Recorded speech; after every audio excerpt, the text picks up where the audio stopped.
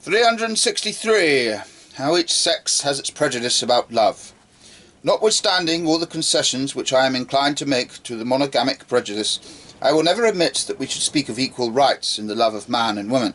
There are no such equal rights.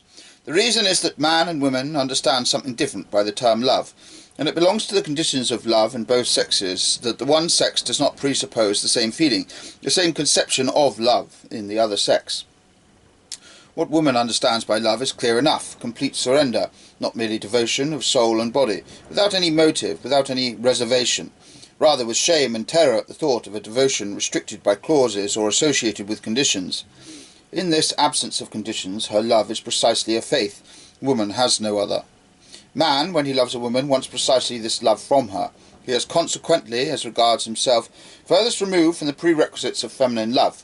Granted, however, that there should also be men to whom on their side the demand for complete devotion is not unfamiliar.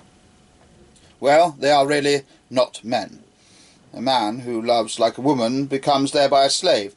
A woman, however, who loves like a woman becomes thereby a more perfect woman.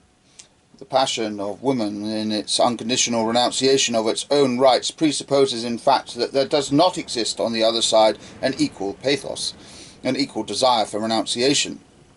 For if both renounced themselves out of love, there would result, well, I don't know what, perhaps a horror vacui. Woman wants to be taken and accepted as a possession. She wishes to be merged in the conceptions of possession and possessed. Consequently, she wants one who takes, who does not offer and give himself away, but who reversely is rather to be made richer in himself by the increase of power, happiness and faith which the woman herself gives to him. Woman gives herself, man takes her.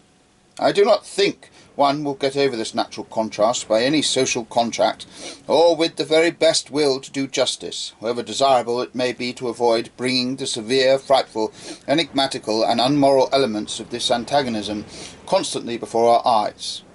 For love, regarded as complete, great and full, is nature, and as nature is to all eternity something unmoral. Fidelity is accordingly included in woman's love. It follows from the definition thereof. With man, fidelity may readily result in consequence of his love, perhaps as gratitude or idiosyncrasy of taste, and so-called elective affinity. But it does not belong to the essence of his love, and indeed so little that one might almost be entitled to speak of a natural opposition between love and fidelity in man, whose love is just a desire to possess, and not a renunciation and giving away. The desire to possess, however, comes to an end every time with the possession. As a matter of fact, it is the more subtle and jealous thirst for possession in the man, who is rarely and tardily convinced of having this possession, which makes his love continue. In that case, it is even possible that the love may increase after the surrender.